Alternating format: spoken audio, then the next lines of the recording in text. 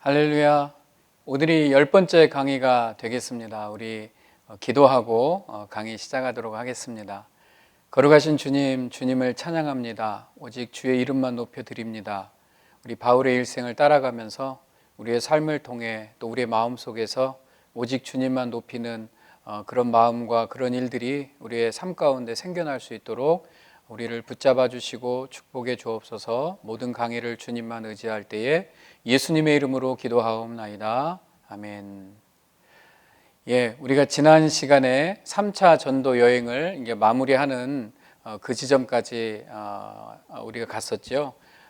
바울이 각 지역에 있는, 오늘 지도를 보면 각 교회에 있는 대표들 다 모아서 헌금을 걷었어요. 연보를 걷어서 바울과 함께 예루살렘으로 돌아오는 그 일정에 동참을 하게 됩니다. 그리고 예루살렘에 다 같이 한 마음으로 이렇게 예루살렘에 입성하는 모습까지였습니다.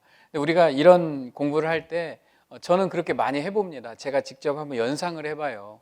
바울과 함께 또 많은 그리스도인들이 또 각 교회 대표들이 모여서 예루살렘으로 들어가고 있습니다. 얼마나 흥분될까요? 얼마나 자기들이 말로만 들었던 난 예수님을 믿어요. 난 예수님을 믿는데 그 예수님이 사셨던 그 예수님의 사건이 있었던 그 예루살렘으로 간다라고 했을 때 이 사람들 마음은 굉장히 들떠 있을 것입니다. 그리고 그런 마음으로 지금 예루살렘으로 들어가고 있습니다. 그러니까 오늘은 우리 성도님들이 온라인으로 강의를 듣고 있지만 성경을 펴고 또 어떤 분들은 지도를 펴고 같이 따라오신다고 하는데 너무 잘하시는 거예요. 하나하나 이렇게 짚어가면서 그 마음도 같이 가지고 가시면 좋겠습니다. 예수님은 어떻게 사셨을까? 얼마나 궁금했을까요? 내가 예수님을 믿는다고 고백하는데 예수님은 어느 동네에 사셨을까? 이곳에서 만약에 이런 설교를 하셨겠지? 주님은 바로 저곳에서 십자가에 못 박혀 죽으셨구나. 이런 궁금함을 가지고 예루살렘에 들어오게 됩니다. 지난 시간에 3차 전도 여행 때 나손이 그 일행에 합류를 하게 되고요. 그 나손의 집에 모든 팀들이 같이 여장을 풀게 됩니다. 그리고 마게도니아 아가야 지방에서 온 다른 지방에서 온 이 사람들은 예루살렘을 너무나 정말 흥분된 마음으로 그 동네에 들어오게 되었을 것입니다. 자, 이제 예루살렘에서의 행적이 시작이 되는데 아마 오늘 강의를 하고요. 다음 주면 강의가 다 마무리가 될 것 같습니다. 지금까지도 잘 따라오셨는데 다음 주까지 잘 따라오셔서 바울의 일생에 대한 강의를 잘 마무리했으면 좋겠습니다. 자, 예루살렘에서 이제 일주일의 시간이 시작이 됩니다. 교회들이 다 헌금을 걷어왔어요. 제일 먼저는 이 헌금을 빨리 전달을 해야 되기 때문에 예루살렘 교회로 가서 이 헌금을 전달하게 됐을 것입니다. 그 교회의 지도자로 야고보 사도가 있었고 야고보 사도는 감사함으로 그 연보를 받고 바울이 어떤 삶을 거쳐서 지난 몇 년 동안 얼마나 고생을 해서 이 일들이, 이 귀중한 헌금이 예루살렘에 도착을 했는지 그 소식을 다 듣게 되었을 것입니다. 그러나 항상 성경을 보면 여기에서 다른 사도들의 모습은 보이지 않습니다.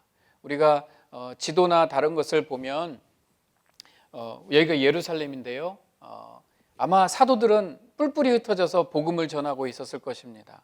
그리고 예루살렘 지역이 아직은 좀 위험한 지역이기 때문에 이곳에 모여 있지는 않았을 것 같아요. 그래서 모든 사도들이 흩어져 있는데 도마는 이 예루살렘에서 저 동쪽으로 가면, 서쪽으로 가면 스페인, 이태리 스페인이 나오지만 동쪽으로 가면 우리가 잘 알듯이 지금 지도로 봐도 이스라엘, 조르단, 이라크, 이란, 아프가니스탄, 파키스탄, 인도가 이렇게 나옵니다. 나중에 큰 지도를 한번 보시면, 그래서 도마가 인도까지 복음을 전하러 갔었다라는 이야기가 있습니다. 그렇듯이 사도들은, 다른 사도들은, 예수님의 제자들은 온 곳에 흩어져서 그리스도의 복음을 전하고 있었습니다. 자, 그런데 이게 또 하나의 의미는 뭐냐면요, 아직은 유대인들이거든요. 우리가 이 개념을 잘 갖고 있어야 됩니다. 이방인들에게 복음을 전하는 것이 허용이 됐지만 아직 그렇게 막 자유로운 시기는 아닙니다. 그런데 이방인 교회에서 헌금을 걷어서 예루살렘에 있는 유대인 교회에게 헌금을 전달했다라는 것은 굉장히 큰 의미가 있습니다. 이게 어떤 의미에서는 영적으로 하나 됐다라는 의미를 표현하기 때문에 이게 그냥 헌금 전달했나 보다 이렇게 받아들이면 안 되고요. 교회가 점점 성장하고 있다. 영적으로도 정신적으로도 이게 점점 자라가고 있다라는 것을 의미합니다. 왜? 이방인 교회들이 헌금한 것을 유대인들이 전혀 이방인이라고 생각 꺼리낌을 갖지 않고 받아들였다라는 것 자체가 큰 의미를 가지고 있는 것입니다. 그런데 이제 우리가 이 예루살렘에 들어왔을 때 또 분위기를 봐야 되는 겁니다. 예루살렘의 유대인 크리스찬들입니다. 자, 예루살렘에 들어왔습니다. 우리는 다 그리스도인들이고 교회 다니는 사람이기 때문에 우리끼리 이야기하면 우리밖에 모르지만 세상은 그렇지 않습니다. 마찬가지로 이들이 예루살렘에 왔는데 예루살렘에는 그리스도인만 있는 것이 아니었습니다. 대부분은 다 유대인들, 예수님을 안 믿는 그냥 유대인들이었고요. 유대인 크리스찬들은 아주 소수였습니다. 그리고 그 당시는 아직 기독교네, 유대교네 이런 게 정해진 시기가 아니기 때문에 모두의 눈에 그대로 유대인처럼 보이는 그러한 시기였습니다. 그러니까 눈에 띄게 누구는 예수님을 믿는 유대인, 누구는 그냥 유대인 이런 구분이 잘 없었던 겁니다. 그래서 비록 그리스도인 유대인 크리스찬조차도 유대인의 율법과 규례를 다 지키고 있는 시기였다라는 겁니다. 그것을 염두에 두고 한번 어떤 사건이 벌어지는지 한번 가보겠습니다. 바울이 이렇게 가서 이제 이 각 지역에 있는 대표들을 데리고 예루살렘에 갔으니까요. 아마 구경을 하지 않았겠습니까? 이곳은 어디고 저곳은 어디고 여기는 예수님이 지나갔던 곳이고 막 이런 이야기를 아마 하면서 그 지역을 잠깐이라도 투어를 하게 되었을 것입니다. 그런데 바울이 이렇게 이방인들을 데리고 유대 지역 예루살렘을 돌아다니게 되면 보이게 돌아다녔는지 모르게 돌아다니는지 모르지만 이렇게 같이 다니게 되면요 사람들에게 오해를 받습니다. 왜냐하면 여긴 다 유대인들만 있는 곳이기 때문에 바울이 이방인에게 복음을 전한다고 하더니 이제는 유대인에 대한 문화와 규례는 다 버리고 저렇게 이방인들하고만 노는구나라는 오해를 받을 수가 있게 될 수 있습니다. 그래서 그 고민이 있는 거죠. 우리가 우리 어른들이나 우리 옛날에 보면 우리 어머니 때, 아버지 때 갑자기 누구의 전도를 받고 교회를 다니게 됩니다. 근데 집에서는 추석이나 명절이 되면 절을 해야 되는 거예요. 여기에서 딜레마가 빠지죠. 나는 교회 다니는 사람이니까 절을 안 한다. 이거는 조상한테 절하는 거니까 절해도 된다. 이런 경험들이 옛날에 다 있으실 겁니다. 우리 부모님 때는 저도 그랬고요. 그러면 우리는 뭘 따라야 되느냐라는 딜레마가 거기에 있었습니다. 그래서 어디는 이제 교회 다니니까 난 안 한다 해서 싸움이 일어나기도 하고요. 어떤 것이 옳은지 어떤 것이 나쁜지 이것도 구분이 안 되는 시기를 지나갔듯이 지금 유대교가 똑같은 그런 분위기 속에 있습니다. 내가 예수님을 믿고 이제 자유하게 되어서 율법에서 벗어났지만 여전히 그들은 유대인의 문화 속에 있고 유대인의 율법과 규례를 지키는 그 문화 사회 속에 있기 때문에 그것도 지켜나가야 되는 아주 애매한 딜레마에 빠진 시기에 있었다라는 겁니다. 그래서 야고보 사도가 딱 보니까 바울이 너무 오해를 받을 것 같은 거예요. 왜? 유대인을 마치 무시하는 듯이 보일 수 있기 때문에. 그래서 하나의 제안을 합니다.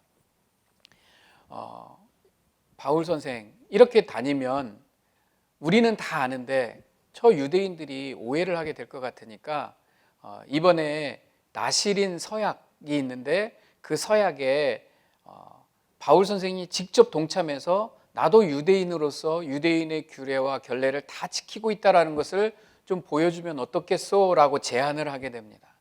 그래서 이 어느 기간에 이 명절 기간에 나실인이라고 하는 서약 기간이 있고 이 서약 기간이 끝날 때에 그 서약한 사람들이 마지막 날 머리를 깎는 이런 나실인 서원 기간이 있습니다. 이것을 바울 선생이 직접 들어가서 그 사람들을 도와주고 그 일을 하게 한다는 겁니다. 근데 바울이 선뜻 우리가 기억을 하죠. 갈라디아 지방에 율법으로 구원을 얻는 게 아니라 우리는 자유함을 얻었고 오직 예수 그리스도를 믿는 믿음으로 구원을 얻었다라고 말하는 바울이 이것을 흔쾌히 수락을 하게 됩니다. 그래서 바울이 이 기간 동안에 이미 서원한 4명을 도와서, 그리고 물질도 다 되고 바울이 적극적으로 여기에 들어가서 사람들을 돕는 일을 하게 되는 것입니다. 그래서 유대인들로부터 불필요한 오해를 받지 않겠다라고 하는 거죠.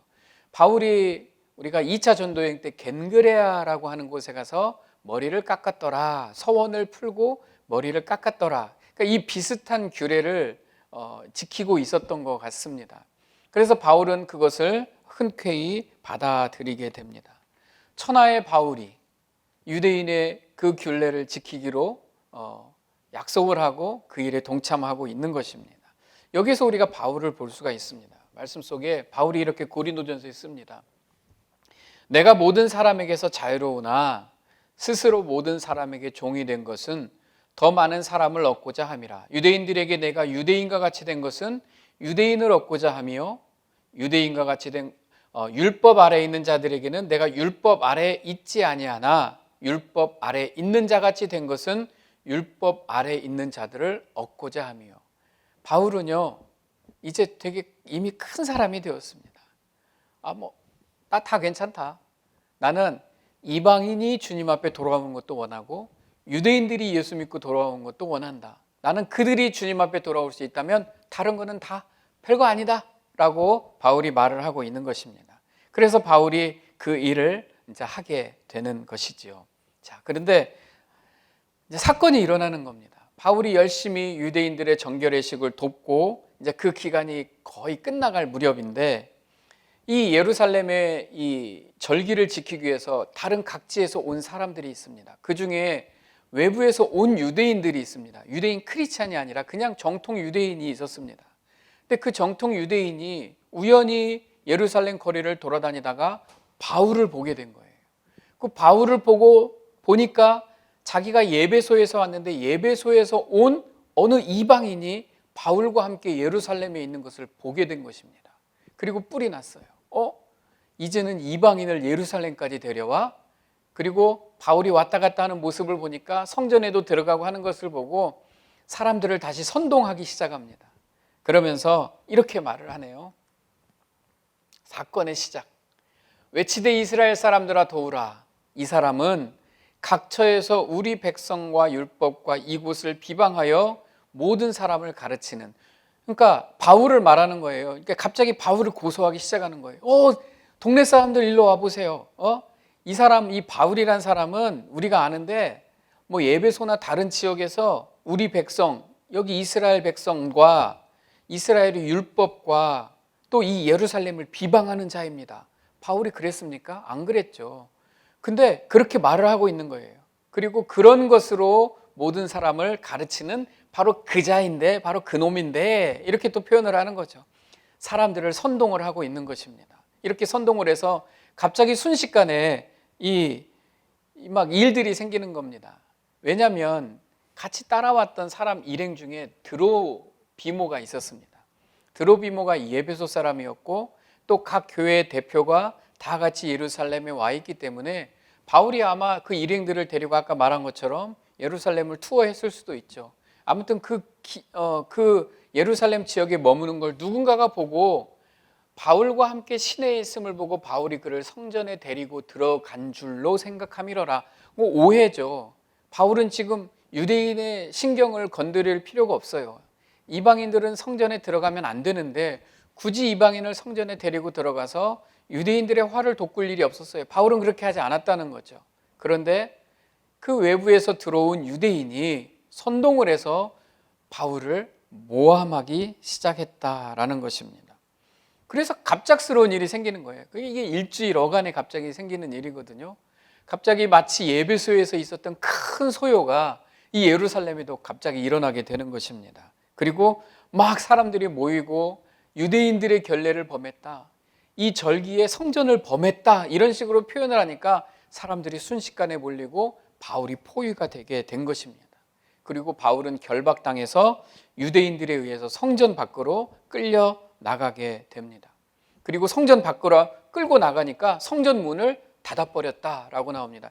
이게 성경에 나오는데 이게 어떤 의미가 있냐면, 사람이 어떤 어려움을 당했을 때, 억울했을 때 도망갈 수 있는 유일한 곳이 성전 안인데 성전 바깥으로 내쫓아서 문을 닫아버렸다라는 것은 바울이 갈 곳이 없다라는 것을 의미합니다. 그리고 다 막 야고보나 다른 사도들이 바울을 보호하기 위해서 나름대로 쓴 일들인데 이게 다 소용없는 일이 되었습니다. 그리고 갑자기 막 일이 다른 쪽으로 막 변하기 시작합니다. 그 로마 군인들이 출동을 하게 됩니다. 로마 군인들이 갑자기 막 큰 소요가 일어났다는 소식을 듣고 출동을 합니다. 그리고 천부장 글라우디오 루시아가 대표로 해서 출동을 하고 바울을 보자마자 쇠사슬로 포박을 하게 되는 것입니다. 왜냐하면 이 예루살렘에 갑자기 큰 소요가 있고 어떤 한 사람을 지목해서 그 사람을 막 선동해서 몰아가는 걸 보니까 착각을 한 거죠. 그러면 네가 이전에 소요를 일으켜 자객 4,000명을 거느리고 광야로 가던 예굽인이 아니냐. 이 천부장은 오해했어요. 어떤 사람이 등장을 하고 일이 커지니까 이 사람이 옛날에 자객 4,000명을 거느리고 하던 중범죄인 예굽 사람으로 착각을 해서 일단 쇠사슬로 포박을 해버린 것입니다. 자, 그리고 이 사람을 이 중범죄자이기 때문에 로마 군인들이 주둔하는 안토니아 요새로 그냥 끌고 가는 것이죠. 그리고 그곳에 체포가 되는 것입니다. 그리고 유대인들은 막 따라와서 막 말합니다. 저 사람을 나와 있진 않지만 죽여라 어쩌라 잡아 쳐넣어라 막 벨소리를 다 했겠죠. 그리고 로마 군인들은 바울을 끌고 안토니아 요새로 들어가게 되는 장면입니다. 우리가 많이 연상이 되죠. 예수님을 십자가에 못 박은 날 많은 군중들이 외치던 그 모습이 연상이 됩니다. 그런데 여기서 이제 복선이라고 하죠. 드라마 보면 복선이 있듯이 안토니아 요새는 마치 우리 대사관이 한국 대사관이 미국에 있으면 그 대사관은 마치 그 나라의 영토이듯이 이 유대 지방에 있었지만 안토니오 요새라는 것은 마치 로마의 영역, 물론 다 식민지라서 다 로마 땅이라고 법적으로는 돼 있지만 그 안토니오 요새라는 곳은 마치 로마와 같은 것입니다. 근데 갑자기 예루살렘에 도착해서 바울이 안토니아 요새로 끌고 가서 그곳에 감옥에 투옥됐다라는 것은 또 뭘 암시하냐면 바울이 이미 로마로 갔다라는 것과 같은 의미, 즉 바울의 삶이 새로운 국면을 맞이했다라는 것을 우리에게 보여주고 암시해주고 있는 것입니다. 자, 바울이 막 끌려갑니다. 안토니아 요새로 끌려가고 있는 그 와중에 바울이 당황하지 않았어요. 침착했습니다. 막 끌려가고 상황을 봅니다. 왜? 무슨 일이 일어날 것을 생각은 했던 것 같아요. 바울은. 그리고 그것을 예상하고 있는 사람들은 동요하지 않았습니다. 사람들이 선동하고 자기가 갑자기 로마 군인들이 주둔하는 안토니아 요새로 끌려갈 때 침착해서 주변 상황을 보니까 천부장이 하는 말을 가만히 들어보니까 이 사람이 그리스 사람이에요. 헬라 말을 할 줄 아는 사람이에요. 그래서 자기가 헬라 말로, 헬라 언어로, 그 동네는 히브리어를 말하는 동네인데 헬라 말로 말합니다. 저 천부장, 내가 여기 있는 모든 사람에게 말할 수 있는 기회를 한 번만 주실 수 있습니까? 라고 헬라어로 말을 하는 거예요. 근데 이 로마 군인 헬라어 그 천부장이 깜짝 놀랍니다. 바울이 헬라어를 말할 줄 아는 거예요. 이 사람은 그냥 저 애굽 사람, 자객인 줄 알았더니 아니네. 그래서 언격결에 오케이, 그러면은 이 사람들에게 말할 수 있는 기회를 줍니다. 근데 바울이 그때는요, 거기에 모인 모든 군중들에게 히브리어로 말을 하는 거예요. 히브리어로 예수 그리스도를 전하고 자기에게 있었던 일을 간증하고 자기는 이방인들에게 하나님의 복음을 전하는 그런 사명을 맡았다라고 그냥 막 말하는 겁니다. 이게 성경을 막 나와 있으면 모르지만 지금 바울은 이제는 없어요. 그냥 막 말하는 겁니다. 앞뒤 재는 것도 없고 이제부터는 예수 그리스도의 복음을 그냥 있는 그대로 다 전하고 있습니다. 자, 바울의 변증, 그가 또 이르되 우리 조상들이 하나님이 너를 택하여 너로 하여금 자기 뜻을 알게 하시며 그 의인을 보게 하시고 그 입에서 나오는 음성을 듣게 하셨으니 내가 그를 위하여 모든 사람 앞에서 내가 보고 들은 것의 증인이 되리라.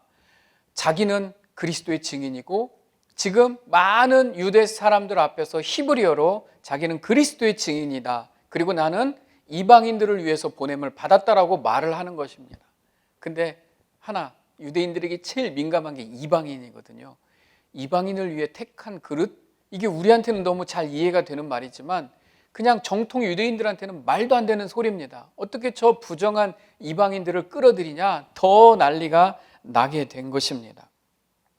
그리고 이 유대인 군중들의 분노가 극에 달하고 이때 바울은 또 하나 말을 합니다. 이 자기를 이렇게 데리고 가는 로마 군인 천부장에게 자기가 로마 시민권이다라는 것을 딱 발표를 하게 되는 거죠. 우리가 지금까지 공부하면서 어떻게 했습니까? 바울은 유대인들 앞에서는 자기 로마 시민이라는 것을 잘 드러내지 않았습니다. 그런데 여기에서는 헬라인 로마 천부장에게는 헬라어로 말하고, 여기 있는 유대인들, 막 성난 군중 무리인 유대인들에게는 히브리어로 말하고, 또 지금 이 천부장에게 나는 로마 시민권을 가지고 있다라고 자기를 다 밝히는 것입니다. 이제 바울은 하나님이 이끌어 가시는 그 흐름에, 그 파도에 자기를 던지고 맡기고 있는 것을 우리가 볼 수가 있습니다. 로마 시민권 카드를 딱 꺼낸 거예요. 늘 아껴두던 로마 시민권. 이제는 죽는 게 두려워서가 아니에요. 두려워서 로마 시민권을 꺼낸 게 아니라 하나님이 이끌어 가시는 그 파도에 바울이 이제는 다 놓고 몸을 실었다라는 것을 의미하게 됩니다. 자, 이제 천부장이 로마 시민이라는 거예요. 이제는 자기 맘대로 막 이렇게 시시비비를 가릴 수가 없어. 이제는 법적인 절차를 이제 지나야만 한 겁니다. 그래서 이 바울을 데리고 이제는 사람들의 선동은 뒤로 하고 정확한 법적 절차를 따지게 됩니다. 그래서 첫 번째 받게 되는 법적 절차가 바로 산헤드린 공회입니다. 바울은 유대인이었기 때문에, 또 그 지역은 유대인들이 모여 사는 곳이었기 때문에 로마가 워낙 유대인들의 이 세력이 강하고 이들의 고집이 이런 게 세기 때문에 어느 정도, 어느 수준의 정치적인 권한을 그들에게 줬습니다. 그래서 어디까지는 산헤드린 공회에서 정치적인, 법적인 것을 정하고 그 이상의 것은 가이사랴로 가서 총독이 해결하는 식으로 나눠놨기 때문에 먼저 산헤드린 공회를 소집을 하게 된 것입니다. 그래서 산헤드린 공회가 집행이 되는 거죠. 일이 막 진행이 되고 있습니다. 자, 우리가 잘 알듯이 산헤드린 공회는 71명의 회원들이 한 산헤드린 공회를 이루고 있습니다. 이때 대제사장 아나니아가 팀을 꾸려서 이제 안토니아 요새로 오고 거기에서 바울과 그 회의를 열게 됩니다. 아나니아, 여기에서 대제사장 아나니아라고 나오는 그 사람은 역사적으로 요세푸스라고 하는 역사가에 의해서 보면 탐욕스럽고 포악하고 11조를 횡령하는 사람이었다. AD 48년에서 59년까지 살았던 사람이라고 이렇게 기록이 나와 있더라고요. 그리고는 바울이 이렇게 또 그 앞에서 자기 간증을 하고 자기가 어떻게 예수를 믿었고 이런 얘기를 하니까, 또 자기가 이방인들을 위해서 부름을 받았다라고 말하니까 바울의 입을 치라, 이렇게 말을 하는 것입니다. 한번 볼까요? 예. 대제사장 아나니아가 바울 곁에 서 있는 사람들에게 그 입을 치라 명하니, 바울이 이렇게 자기를 표현했을 때 유대인들이 입을 치라, 이것은 인격을 짓밟는 이야기입니다. 옛날에도 그랬죠. 예수님 때도 뺨을 때리고 그렇게 했기 때문에 그게 완전히 그들은 인격을 짓밟는, 무시하는 행위입니다. 물론 지금 우리에게도 마찬가지겠지만, 근데 바울은 그 제사장에게 넌 회칠한 담이다, 막 이렇게 그냥 자신 있게 말을 하는 겁니다. 이런 일들이 지금 사도행전에 포함이 되어 있는데요. 이때 바울이 막 여기에서 산헤드린 공회에서 논쟁이 오갈 때 바울이 스스로 나는 바리새인이다 라고 밝히게 됩니다. 근데 산헤드린 공회원은 사두개인과 바리새인이 합쳐져 있어요. 그리고 바울이 자기가 바리새인이고 자기는 부활과 영생을 이야기하면서 자기가 어느 쪽 사이드라는 걸 딱 말하니까 그곳에 있던 산헤드린 공회원의 사두개인과 바리새인들이 나뉘어져서 갑자기 싸우게 되는 거예요. 말싸움을 하고 논쟁을 하다가 이게 격렬하게 싸움을 하기 시작하는 겁니다. 그리고 바울을 가운데 놓고 바리새인들은 보니까 큰 문제 없네. 그런데 사두개인들과 이 제사장 쪽은 아니다, 바울은 정말 이거는 이제 죽을 죄다, 막 이렇게 논쟁이 벌어지고 있는 거죠. 근데 어느 정도로 실갱이가 벌어졌냐면 단순한 싸움이 아니라 바울을 가운데 두고 심한 몸싸움과 주먹 다짐이 오갈 정도의 그 일들이 막 벌어지게 되는 것입니다. 그리고 그 싸움에 바울이 크게 다칠까 봐 염려되어서 바울을 다시 천부장이 요새 안으로 바울을 피난시키는 장면이 나오게 되는 겁니다. 바울은 이제 혼란스러워졌습니다. 일이 막 급격하게 막 파도가 치듯이 흘러갑니다. 그날 밤에 하나님이 바울에게 나타나셔서 이렇게 말씀하십니다. 그날 밤에 주께서 바울 곁에 서서 이르시되 담대하라. 네가 예루살렘에서 나의 일을 증언한 것 같이 로마에서도 증언하여야 하리라 하시니라. 이런 말입니다. 바울 걱정하지 마라. 오늘 잘했다. 네가 저 유대인들 앞에서 간증하고 예수 그리스도가 하나님이시다라고 정확하게 밝혔듯이 이 일을 로마에서도 똑같이 하게 될 것이야 라고 말씀을 해주시는 겁니다. 바울이 든든했을까요? 어땠을까요? 뭐 이렇게 복잡했을까요? 바울이 그렇게 복잡한 생각을 하지 않았을 것입니다. 저도 하나님이 오셔서 그날 밤에 제 옆에 서서 담대하라, 걱정하지 마라, 이렇게 할 거다 라고 말한다면 걱정이 없을 것 같습니다. 자, 바울은 이제 이 파도를 탔습니다. 자, 이제 어떤 일이 벌어지냐면 소요는 더욱 심각해지고 이 천부장이 보니까 사내들인 공회에서 이게 해결날 일이 아닌 거예요. 그러면 어디로 가야 되냐면 조금 더 올라가서 가이사랴에 있는 총독이 있는 가이사랴가 있는 그 동네로 가야만 했습니다. 그래서 가이사랴로 보내기로 결심을 합니다. 근데 유대인들이 또 가만히 있습니까? 유대인들이 바울을 보고 이게 이제 동요가 심해지고 또 바울을 죽이려고 하는 40명의 암살단이 구성이 됩니다. 제가 강의할 때 자주 이렇게 말하는데 시카리파, 열심당이라고 하는 그 열심당이 40명이나 되는 암살단이 구성이 돼서 나리샘에 유대인들이 당을 지어 맹세하되 바울을 죽이기 전에는 먹지도 마시지도 아니하겠다 하고 이같이 동맹한 자가 40여 명이더라. 그러니까 바울이 이 예루살렘에서 가이사랴로 호송되어 가는 와중에 숨어서 그를 암살하고자 하는 사람들이 그렇게 맹세한 사람이 40명이나 되었다라는 것입니다. 자, 이 일을 이제 우리 천부장, 아까 등장했죠? 이 천부장이라는 사람이 사명을 안고 있습니다.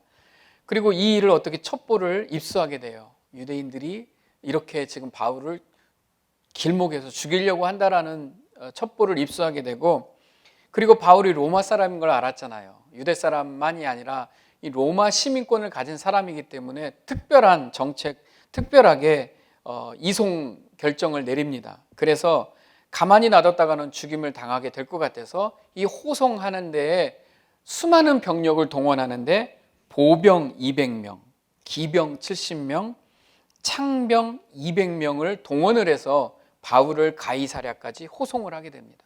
총 중무장한 470명의 로마 군인들이 바울을 호위해서 가이사랴로 가는 장면이 바로 이 장면이 되는 것입니다. 이것을 천부장이 이제 진행을 하고 있는 것입니다. 그리고 편지를 하나 써서 총독에게 편지를 쓰는데 그 편지에 이렇게 씁니다. 로마 시민이 하나 있는데 자기가 잘해서 내가 이 사람을 잘 보호했다, 나 잘했지, 뭐 이런 편지를 하나 써서 로마 총독에게 같이 보내는 것입니다. 그러니까 바울의 입장에서는 로마로 가는 길에 470명의 로마 군인들이 바울을 지키면서 가고 있는 것으로 보아야 되는 것입니다. 그리고 바울은 하나님이 그 전날에 담대하라라고 말씀하셨던 그 말씀이 무슨 말씀인지 바울은 그 호송되면서 아마 깨달았을 것 같습니다. 이게 바로 하나님이 예비하신 하나님의 보호하심이었기 때문에 그런 것입니다. 드디어 바울은 벨리스 총독에게 당도를 하게 됩니다. 가이사랴에 도착한 바울은 헤롯 궁의 구금이 됩니다. 그리고 바울의 고향, 사람들은 그 고향 관할권이 어디냐에 따라서 재판을 받는데 이 벨리스 총독의 관할권이어서 벨리스 총독이 이제 재판을 해야 했습니다. 그 재판을 하다 보니까 고소한 사람이 필요한데 이 아까 나왔던 대제사장 아나니아가 변호사 더둘로라고 하는 변호사를 대동해서 이제 바울을 고소하게 되고 바울은 그런 재판을 총독 앞에서 받게 됩니다.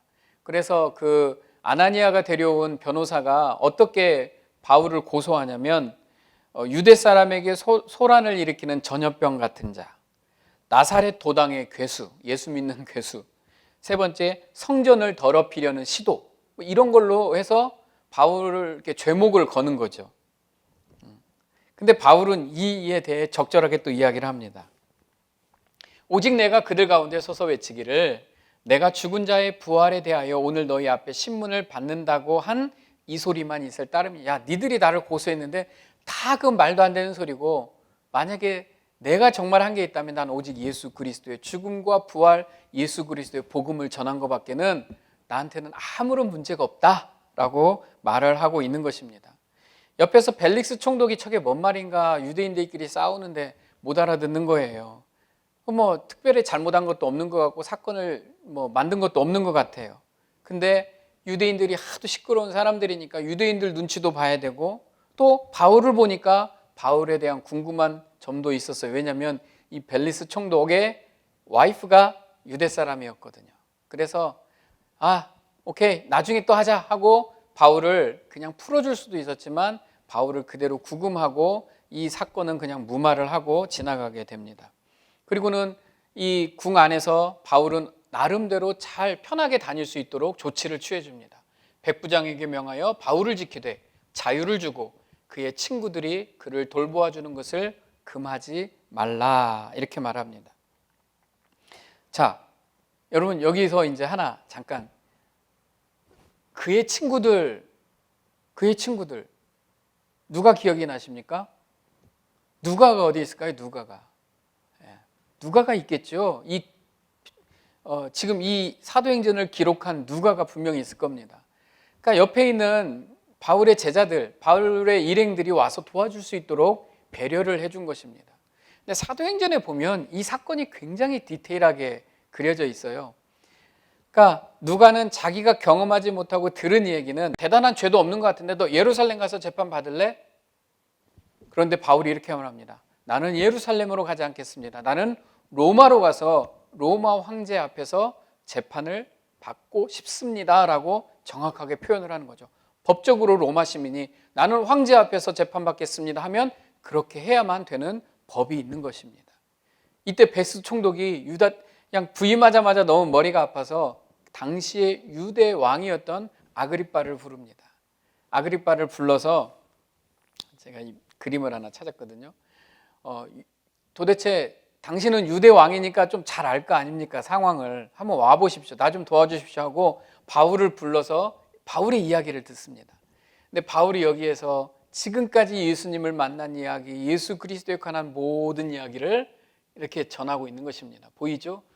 뭐 총독이고 왕이고 그러겠죠. 네. 바울이 여기에서 담대하게 그리스도의 복음을 다 전하게 되는데, 바울이 설교를 마치자마자 이렇게 말합니다. 바울아, 네가 미쳤도다. 네 많은 학문이 너를 미치게 한다. 이 사람 미쳤나 보다. 왜 무슨 예수가 누구고 그 사람이 뭐지? 뭐 그 사람 때문에 이렇게 목숨까지 버려가면서 자기를 아끼지 않고 저렇게 하는 저 사람 미쳤구나라고 생각을 합니다. 근데 바울이 유대인 왕 아그리빠에게, 아그리빠 왕이여, 당신도 그렇습니까? 당신도 못 알아듣습니까? 베스도 총독은 못 알아듣는다 해요. 로마 사람이니까. 당신은 유대 사람이라 유대 역사를 알고 성경을 알 텐데 당신은 믿지 않습니까? 라고 말을 하는 것입니다. 아그리빠 왕이, 유대 왕이 놀라는 거예요. 깜짝 놀라서 이렇게 말해요. 아그리빠가 바울에게 이르되 네가 적은 말로 나를 권하여 그리스도인이 되게 하려 하는도다. 바울이 이르되 말이 적으나 많으나 당신뿐 아니라 오늘 내 말 듣는 모든 사람은 내가 결박당한 것 외에는 다 나처럼 되기를 원합니다 라고 말을 하는 것이에요. 바울은 다 놨어요. 이제 복음 전하는 것 외에는 다 이제 무서운 것도 없어요. 담대하게 예수 그리스도의 복음을 전하는 사도 바울을 우리가 볼 수가 있습니다. 자, 베스도 총독도 그렇고 아그리빠 왕도 그렇습니다. 이 사람은 죄가 없네. 그냥 아무 말 안 했으면 풀어졌을 텐데, 그렇지만 이 사람이 로마로 가겠다니까 로마로 보내줘야 되겠다라는 결정을 거기서 내리게 되는 것입니다. 자, 이제 가이사랴에서 드디어 로마로 가게 되는 것입니다. 잘 따라오고 계시죠? 네. 자, 이제 백부장 율리오라는 사람이 이제 바울을 호송해서 로마까지 가야 됩니다. 바울은 나름대로 인정받는 죄수, 귀족 죄수였어요. 그래서 그냥 다른 중범죄자처럼 그렇게 막 다루지 않고 그를 도울 수 있는 사람을 붙여주고 일반 사람 중에서 나름대로 그 호송하는 기간에 자유롭게 다닐 수 있는 자유권도 좀 주었습니다. 그래서 누가와 아리스다고는 데살로니가 사람이었고요. 누가는 우리가 잘 알죠. 누가와 아리스다고가 이 가이사랴에서 로마까지 가는 동안에 같이 동행할 수 있는 권한을 주게 됩니다. 바울은 그렇게 호송되어 가는 것이지요. 그렇지만 나머지 사람들은 중형 죄인이었습니다. 중죄인이어서 당시 중죄인들은 갑판 아래에 쇠사슬로 묶여 있어야 되지만 바울은 그렇게 하지 않았다라는 것입니다. 그리고 여기에서 우리가 잘 표현하는 우리가 누가 포함되어 있습니까? 누가도 포함이 되어 있어요. 우리가 이 배를 타고 지금 누가는 이제 바울과 함께 가고 있는 겁니다. 이탈리아에 가기로 작정됨에 로마가 있는 이탈리아로 가기로 작정됨에 율리오란 사람이 이 총책임자가 되어서 맡고 있다라는 것입니다. 자, 이제 떠납니다. 가이사랴에서 로마로 이제 떠나게 되는데 이 지도를 이렇게 보시면 이제 로마로 가는 여정입니다. 자, 가이사랴에서 떠나서 시돈을 거쳐서 무라에 도착하게 되는데요. 지금으로 이게 지도를 보시면 이제 인터넷으로도 지도를 많이 보신다고 하는데 잘 하시는 겁니다. 깨끗한 지도를 찾으시면 많이 나오거든요. 당시에는 배가 이렇게 막 직항으로 이렇게 가지를 못해요. 왜냐하면 풍랑이 있고 지금처럼 뭐 엔진이 있는 그런 배가 아니기 때문에 바람을 이용해서 다니는 배이기 때문에 항상 섬을 끼고 육지를 끼고 배가 움직입니다. 그래서 많은 곳에 기항해서 무라를 거쳐서 또 미항을 거쳐서 로마로 이렇게 들어가게 되는 거죠. 그래서 오래 걸려요. 그리고 항상 이렇게 어느 기착지에 도착을 해야 되고 준비를 해야 되고 이런 과정들이 이 항해 중에 있습니다. 보면 이것을 찾다가 이 누가가 이렇게 자세하게 적어놨잖아요. 어느 길로 가서 이렇게 갔더라. 그런데 19세기 중엽에 스코틀랜드 사람이 성경을 연구하다가 이 백길이 정말 정확한가 하고 이 백길대로 한번 항해를 해봤답니다. 그랬더니 지금도 가장 최적의 항해 길이라고 말을 하더라고요. 그게 이제 그 책에 나와 있습니다. 그래서 이 길이 그냥 뭐 뜬금없는 길이 아니라 그 당시에 가장 정확하게 배를 운행할 수 있는, 항해할 수 있는 그런 길이었다라는 겁니다. 자, 그 일행들은 일로 와서 무라에서 배를 갈아탑니다. 알렉산드리아라고 하는 배를 갈아타고 다시 무라에서 떠나서 이제 섬 가운데로 이렇게 큰 길로 안 나오죠. 폭풍을 맞을까 싶어서 섬을 끼고 이렇게 도게 되는 것입니다. 그리고 이때가 떠난 때가 바람이 이제 거세지는 때입니다. 이제 가을로 접어드는 그러한 시기에 이 배가 출항을 하게 됩니다. 그리고 무라를 거쳐서 이 미항까지 왔다라고 성경에 나와 있습니다. 미항, 여기 지도에 보이시죠? 그런데 이 미항까지 왔는데 어떤 일이 벌어지냐면 그 항구가 겨울을 지내기에 불편하므로 거기를 떠나 아무쪼록 베넥스로 가자 이렇게 나옵니다. 그러니까 미항, 베넥스가 있습니다. 여기 뭐 별 차이도 안 나죠. 근데 미항에서 머물기가 겨울나기가 어려우니까 빨리 베닉스로 가서 거기서 겨울을 나자라고 말을 하는 거예요. 그러니까 왜 겨울을 나기가 어려웠을까? 아마도 이 선원들이 이 우기잖아요. 이제 겨울로 들어가면 우기가 되고 폭풍이 많은 계절이 오기 때문에 어디에선가는 쉬어야 되는데 미항은 뭐 그들이 만약에 선원이나 이 사람들이 원하는 여흥을 할 수 있는 술집이나 그런 여가 생활을 할 수 있는 그런 것들이 많이 준비되지 않은 조그만 항구였던 것 같습니다. 그래서 베닉스로 가서 이왕이면 베닉스에 가서 머물자 하고 우기게 되는 거죠. 근데 바울이 말립니다. 지금은 배가 뜨면 안 되는 때니까 그냥 여기 있자. 바울이 말을 하는데 사람들이 굳이 우깁니다. 왜? 아유, 당신이 뭐 배에 대해서 뭐 압니까? 하고 굳이 우겨서 베넥스로 배가 떠서 가게 되는 과정이 성경에 기록되어 있는 것입니다. 자, 여기에서 우리가 들어보면 암직할 만한 풍랑을 만나는데 유라굴로 광풍을 되게 되는 겁니다. 바울의 말을 안 듣고 떠났다가 광풍을 만나게 되는 겁니다. 고대 시대의 외도 때 배가 2000년 전 배가 엔진이 있는 것도 아니고 풍랑을 만나면 자기 마음대로 할 수 있는 게 아니라 그냥 떠다녀야 되는 것입니다. 떠다니다가 가우다섬, 여기에 지도에 나와 있지 않지만 다른 지도를 보시면 여기에 조그마한 섬이 하나 있는데 이 조그마한 섬의 모래톱에 배가 걸리게 되는 겁니다. 자, 이게 그 당시에 모래톱에 배가 걸려도 큰 문제입니다. 이건 좌초되는 거거든요. 빠져나올 방법이 없습니다. 그래서 여기에서 이 배가 걸리는 이 사건들이 이제 사도행전에 자세하게 기록이 돼 있는데 여기에서 이 모래톱을 빠져나오고 이 풍랑을 만나는 장면들이 막 나오게 되고 사람들은 여기에서 엄청나게 고생을 하게 되는 것입니다. 그리고 사람들은 배에서 물을 퍼내야 되고 어려운 일이 생기게 되고 갑자기 여기에서 정말 큰일을 유라굴로 광풍을 만나서 큰일을 당하게 되는데 이때 하나님이 다 당황하고 있을 때 바울에게 나타나셔서 말씀을 하십니다. 내가 속한 바 내가 섬기는 하나님의 사자가 어젯밤에 내 곁에 서서 말하되 바울아 두려워하지 말라. 네가 가이사야 앞에 서야겠고 로마로 가야겠고 하나님께서 너와 함께 항해하는 자를 다 내게 주셨다 하셨으니 그러므로 여러분이여 안심하라.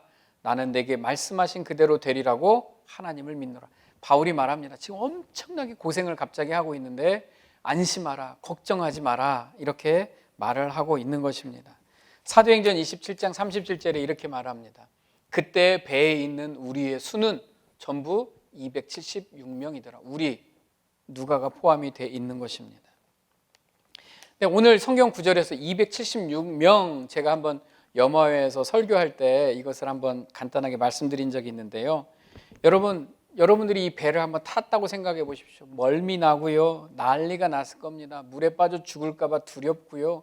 풍랑을 만났고 지금 정신이 하나도 다 기진맥진했을 것입니다. 먹지도 못하고 이 상황 가운데 여러분 왜 누가는 굳이 276명이다라고 거기다 적어놨을까? 왜 누가가 이 복잡한 누가도 멀미했을 거 아니에요. 누가라고 별거 있습니까? 근데 거기다가 굳이 276명이라고 적어놓은 이유가 뭘까? 그래서 한번 찾아보니까요. 우리가 보통 유대 사람들이 사람을 셀 때는 276 남자 뭐 이런 식으로 셉니다. 276명 하면 안드로포스 사람 276 안드로포스 사람 아네르 해가지고 276 남자 뭐 이런 식으로 하는데 여기에는 뭐라고 되어 있냐면 푸시케라고 써 있어요. 배에 있는 우리의 수는 전부 276 영혼이더라 라고 누가가 기록했다라는 것입니다. 누가는 이 지금 풍랑으로 고생하는 한 사람 한 사람이 있지만 영적인 의미로 보고 있어요. 한 사람이 아니라 한 영혼, 하나님 앞에서 바울에게 하나님이 맡겨주신 한 영혼 한 영혼으로 계산을 하고 있는 것입니다. 그게 바로 이 배에 탄 사람 276 푸시케, 276 영혼이더라. 이 영혼들 한 명도 다치지 않을 것이다 라는 것입니다. 여러분 여기에서 우리는 이 좀 깊은 의미가 있어야 됩니다. 하나님이 보호해 주시는 거죠. 바울이 가는 길을 또 바울 때문에 그 함께한 모든 사람을 하나님이 다 지켜주시고 보호해 주신 것을 알 수가 있습니다. 자, 알렉산드리아호는 이제 간신히 모래톱을 빠져나오고 또 풍랑에서 헤매다가 엄청나게 고생을 하다가 어느 섬에 도착을 하는데 멜리데 섬이라고 하는 곳에 도착을 하게 됩니다. 이건 몰타 섬이라고 돼 있어요. 이게 바로 멜리데 섬인데 여러분 이 몰타 섬은 지금 관광지로 제일 유명한 곳입니다. 몰타. 나중에 관광을 한번 가보시면 좋을 것 같은데 이제 여기에서 헤매다가 몰타 섬에 어느 섬에 도착을 하는데 이게 바로 몰타 섬, 멜리데 섬이라는 곳입니다. 이곳에서 극적으로 구조를 받게 되고 이 섬의 원주민들이 바울 일행을 극진하게 대접을 하게 됩니다. 그리고 바울이 여기에서 나무를 불에 이렇게 태우다가 독사에 물리는 사건이 있지요. 여러분 기억하시죠? 그런데 바울이 독사에 물렸는데 야, 저 사람 진짜 재수없다. 간신히 살았는데 뱀에 물려 죽네 했는데 바울이 죽지 않아요. 그래서 그 사람들이 놀랍니다. 그리고 사람들이 이들에게 호의를 베풀고 이곳에서 겨울을 납니다. 3개월 동안 이곳에서 지내게 되는데, 자, 우리 단기 선교 많이 갔다 오셨죠? 3개월 동안 이 섬에 머물게 됐습니다. 이 일행 중에 누가 있어요? 의사가 있습니다. 예, 누가가 있죠. 의료 선교하면 되겠네요. 바울이 있어요. 하나님의 말씀을 전했을 것입니다. 자, 이제 바울에게 몸을 의지하고 있는 나머지 276명 중에 270여 명의 사람들이 있습니다. 그 사람들이 또 배를 손질하고 그 사람들을 도와줬을 겁니다. 의료 선교가 진행이 된 거죠. 하나님의 말씀이 선포가 되고 그 섬, 이 조그만 섬이 어떻게 됐을까요? 많은 사람들이 예수 믿게 되었을 겁니다. 당연한 거 아닌가요? 3개월 동안 이 사람들만 예수 믿은 게 아니라 276명 그 사람들이 바울과 누가와 아리스다고 이 사람들에 의해서 예수님을 믿을 수밖에 없는 상황이 이 섬에서 일어나게 된 것입니다. 그래서 나중에 몰타에 가면 몰타는 98%가 천주교입니다. 그러니까 우리식으로 하면 98%가 예수 믿는다고 생각을 하면 되는 겁니다. 그만큼 몰타 섬의 역사를 보면 바울이 이 섬에 체류한 그때부터 이 섬이 기독교 국가가 기독교를 믿는 나라가 되었다라고 말을 합니다. 그런 역사가 있습니다. 그래서 나중에 성경학자들이 이곳을 방문해서 확인했을 때 천주교가 98%나 되는 대부분이 예수님을 알고 있는 사람들이 되었다라는 것입니다. 자, 멜리데 섬에서 이제 3개월이 지나고 겨울을 나고 그 사람들이 이제 배웅을 해서 바울이 다시 이제 이탈리아로 오게 됩니다. 그래서 보디올이라는 곳에 이게 도착을 하게 되죠.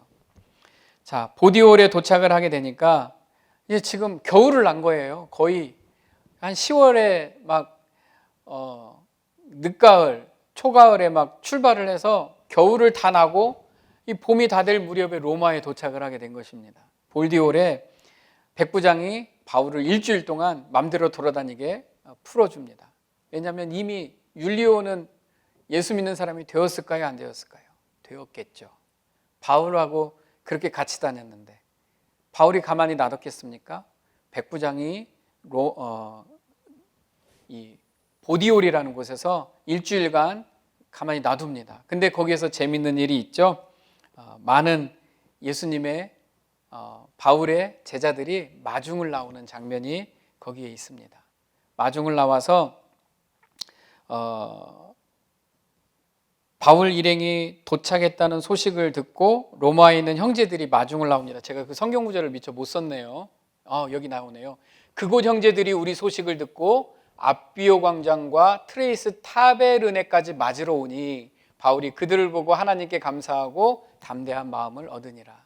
여러분, 로마에는 이미 수년 전에 바울이 보낸 사람들, 브리스길라와 아굴라도 있고요, 베베라고 하는 자매가 편지를 들고 로마 교회에 편지를 배달한 것도 있고, 이곳에 이미 가 있는 형제들이 그 소식을 듣고 바울 일행을 마중 나와 있다라는 겁니다. 이게 바로 로마에 도착하는 이 여정입니다.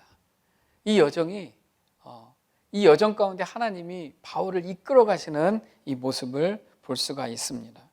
이 길이 장장 3,800에서 4,000km나 되는 그런 여정이 되었다라고 합니다. 오늘 강의를 마치면서 이 믿음의 선배들이거든요. 바울도 우리가 따라가야 될 믿음의 선배들인데, 요즘은 종말에 관한 이야기가 많이 나오는 것 같습니다. 요즘 코로나 이런 것도 있고 여러 가지 일들이 있으니까 사람들이 또 종말에 관해서 관심을 갖게 되는데, 저는 이 믿음의 선배들을 바라보면 좋을 것 같아요. 믿음의 선배들은요, 2000년 전에도 그때가 종말인 것처럼 살았습니다. 그러니까 우리는 날마다 나에게 오늘이 종말인 것처럼 살아야 됩니다. 나에게 오늘이 마지막 때인 것처럼 살아야 됩니다. 그래서 그들은 오늘이 나에게 마지막 때인 것처럼 여겼기 때문에 죽으면 죽으리라 라고 말을 할 수가 있었던 겁니다. 저는 그게 성경적인 종말론이라고 합니다. 근데 지금 이제 어려운 일이 생기면 사람들이 어떤 사건과 사고를 막 성경에 이제 꿰어 맞춰서 마치 시대를 분별하는 것처럼, 시대를 잘 읽는 것처럼 말하는데, 저는 여러분들이 그런 거에 너무 흔들리지 않았으면 좋겠습니다. 만약에 그런 일들이 우리에게 있다 하면 우리는 성령 안에서 예수 그리스도를 믿는 사람으로서 우리 모두가 보아 알게 될 만한 현상이 우리에게 있을 것입니다. 그렇지 않다면 우리는 오늘 우리에게 주어진 삶 속에서 우리가 가지고 있는 우리의 종말을 준비해야 되는 겁니다. 내가 오늘이 나의 마지막 때인 것처럼 오늘 내가 하나님 말씀대로 살아드리는 것이 종말을 살아가는 우리의 모습입니다. 바울이 그렇게 살았습니다. 바울이 그렇게 또 말을 했고요. 하나님 말씀을 말했습니다. 그래서 이 강의를 듣는 모든 분들이 어려운 때를 지나가고 있지만 흔들리지 마시고 여전히 오늘 우리에게 주어진 삶 속에서 뭐가 어땠더라 이러지 마시고 말씀으로 내가 할 수 있는 것, 내가 그리스도인으로서 예수 그리스도의 제자로서 할 수 있는 것을 오늘 해내는 것이 종말을 사는 사람의 모습일 것입니다. 오늘 그런 의미에서 찬송을 하나 더 소개해 드리겠습니다. 찬송의 제목이요, 죽으면 죽으리라. 남궁 송옥 자매님이 부르신 찬양입니다. 죽으면 죽으리라. 이게 오늘 강의와 또 내용이 비슷하게 맞을 것입니다. 찬송 들으시고 은혜 받으시고 또 이제 다음 주가 마지막 강의가 될 것 같은데 마지막 강의까지 잘 따라오셔서 우리 바울의 일생 강의를 잘 마무리하는 우리 모든 분들 되시기를 주의 이름으로 축복합니다. 기도하겠습니다. 하나님 감사합니다. 우리가 바울을 따라가면서 바울이 어떤 전혀 앞길을 알 수 없었지만 오직 주님을 바라보고 갔던 것처럼 우리 인생도 내가 내 앞길은 알 수 없지만 오직 주님을 바라보며 주님 뜻대로 오늘이 마지막인 것처럼 살아낼 수 있는 그런 우리가 되기를 원합니다. 하나님 함께 해주시고 담대하게 해주시고 우리가 그리스도의 마음으로 충만케 하여 주시옵소서. 예수님의 이름으로 기도하옵나이다. 아멘. 감사합니다.